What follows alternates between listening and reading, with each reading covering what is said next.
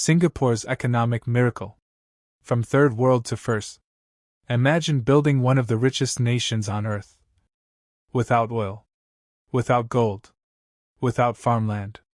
Without even enough drinking water. In 1965, when Singapore was expelled from Malaysia, it wasn't a celebration. It was a crisis. The country was small, divided, poor, vulnerable. Many believed it would fail within years. Yet today, Singapore ranks among the wealthiest nations on earth by GDP per capita. It is a global financial hub, a shipping superpower, a technology and innovation center. So how did a tiny island with nothing build everything? This isn't luck. This is strategy. Section 1. The brutal starting point. When Singapore became independent in 1965, its situation was dire. Unemployment hovered around 14%. Housing shortages were severe. Large parts of the population lived in slums. Racial tensions between Chinese, Malay, and Indian communities threatened national unity. And economically? Singapore had inherited a colonial port economy built by the British. It was dependent on trade, but produced almost nothing of its own. Worse, it relied on Malaysia for water supplies. There were no natural resources to exploit. No oil fields like the Middle East. No minerals like Australia. No large domestic market like the United States. In geopolitical terms, Singapore looked fragile. But its leaders saw something others missed. Location. Positioned along the Strait of Malacca, one of the busiest shipping routes in the world, Singapore sat at the crossroads of global trade between East and West. That geographic advantage would become its foundation. Section 2. Leadership and ruthless focus. At the center of Singapore's transformation was Lee Kuan Yew. He understood something critical. For small nations, survival requires excellence. Singapore could not afford corruption. It could not afford instability. It could not afford weak institutions. So the government implemented strict anti-corruption laws. Public officials were paid competitive salaries, sometimes higher than private sector equivalents, to eliminate incentives for bribery. The Corrupt Practices Investigation Bureau was empowered and independent.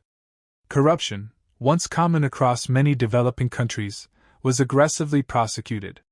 The message was clear. Singapore would be clean, predictable, and stable.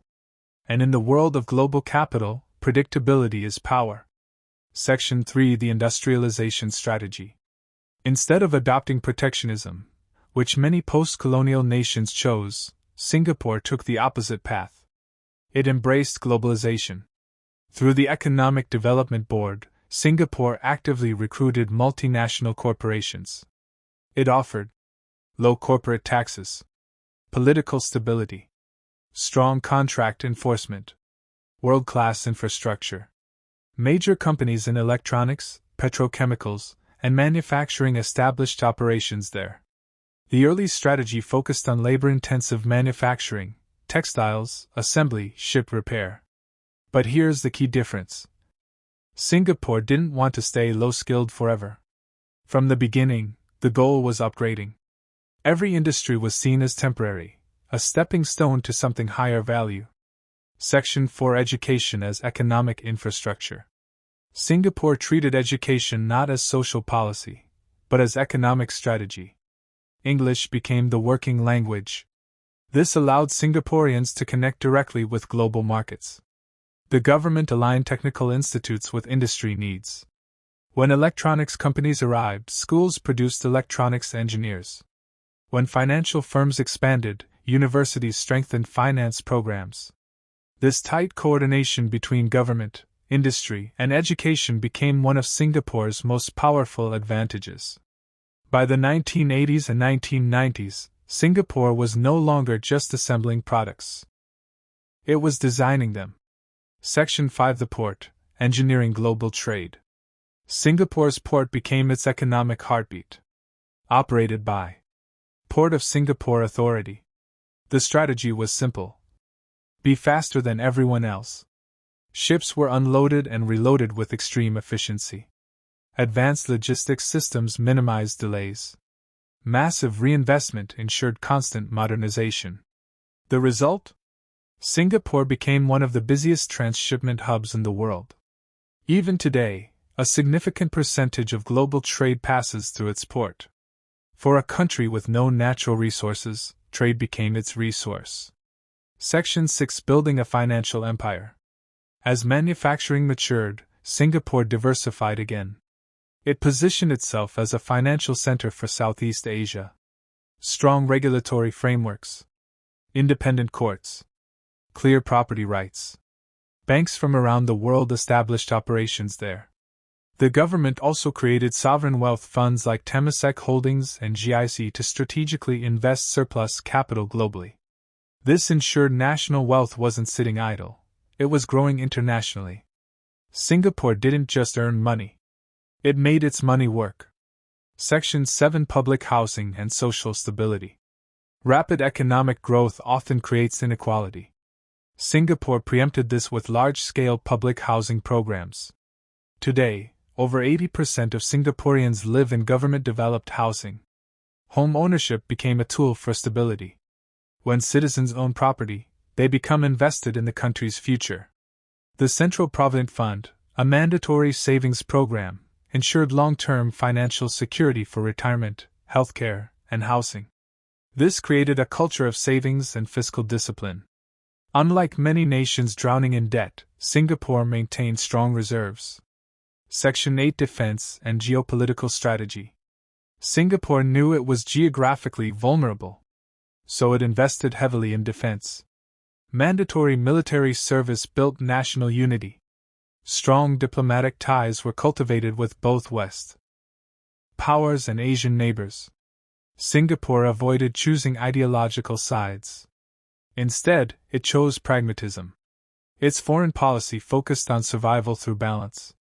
Section 9: Innovation and the move to high-tech.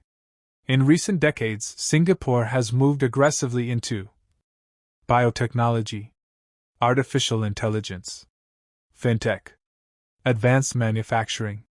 Government grants encourage research and development. Global tech firms operate regional headquarters there. Singapore continues upgrading, refusing to become complacent.